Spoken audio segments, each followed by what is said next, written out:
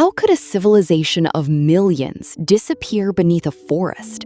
Across southwestern Amazonia, researchers use the name a quarry for the many communities associated with a vast tradition of geometric earthworks.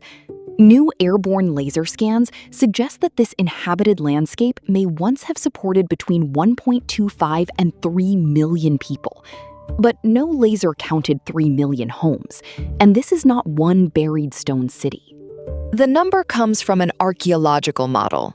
To judge it, we have to follow the evidence, from pulses of light to an area larger than England.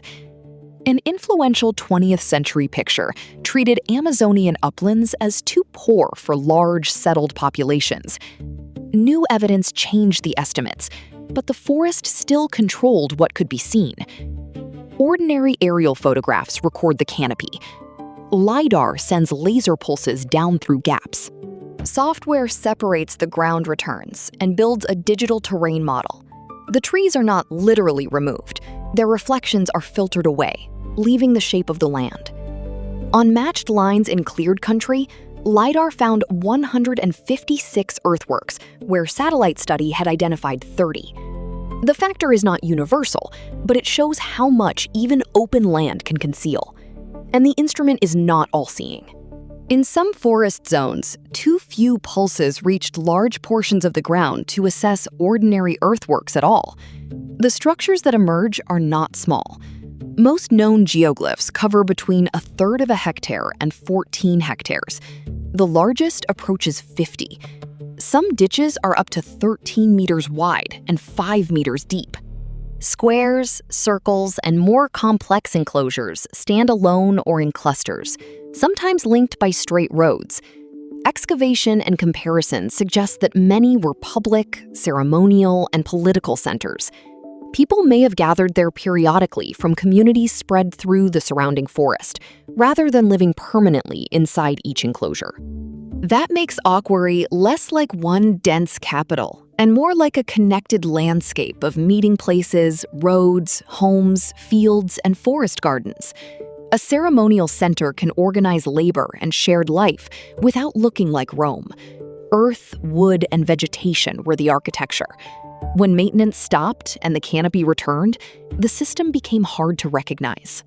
The 2024 flights covered 4,497 square kilometers and documented 432 earthworks.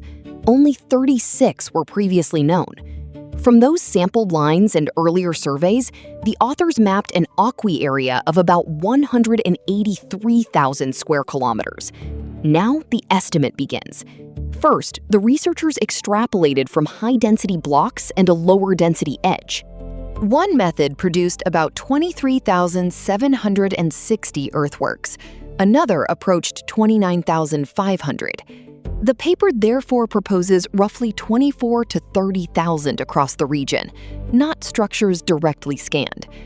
Second, the team separated later forms and estimated about 16,660 a quarry earthworks. Radiocarbon modeling suggests that 1/4 to 3/5 may have been active around AD 100 to 300, roughly 4,165 to 10,000 centers. Third comes the most debatable multiplier, about 300 people per center.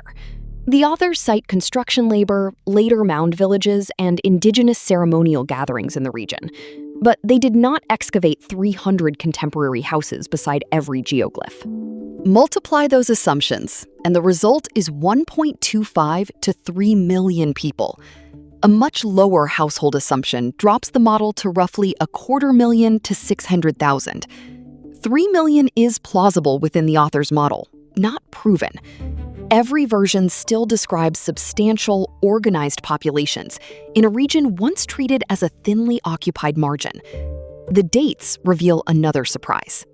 Construction of the geometric enclosures began more than 2,500 years ago and continued, with regional variation, until around AD 850. Then the tradition was abandoned. Why? The evidence in this study does not tell us. A changing climate, conflict, disease, political reorganization, or migration might sound convincing in a reconstruction. None has yet been demonstrated as the cause. The honest picture at AD 850 is not a disaster scene, it is a question mark. Nor does the end of one monumental tradition mean that people vanished. Different roundish enclosures and mound villages appear in the broader region after about AD 1000 to 1200. The authors see cultural change and possible long continuity, not proof of a suddenly empty forest. Specific connections still need excavation and dating. The lost part of the civilization is therefore our loss of visibility.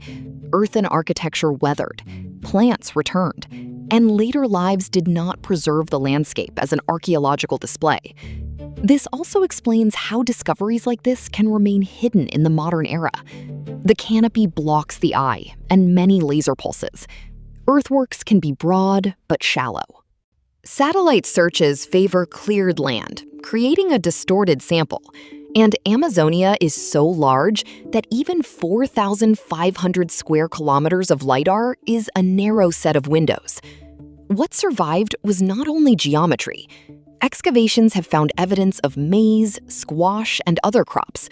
Brazil nut trees, palms, and fertile soils are associated with parts of the earthwork landscape. Repeated cultivation, burning, planting, and maintenance could leave ecological patterns long after roads and ditches became overgrown. That does not make the whole Amazon one ancient city. This study covers one southwestern cultural area, and its wider implications remain conditional on what future surveys find. But it does change the picture. A forest can be biologically rich and profoundly shaped by generations of human choices. Nature can return without erasing history. Sometimes it becomes the material that preserves it. The laser scans have not found a vanished metropolis or settled the number of people who lived here. They have revealed something more consequential. Parts of the Amazon may be an enormous, living cultural landscape, with a human past still folded into the trees.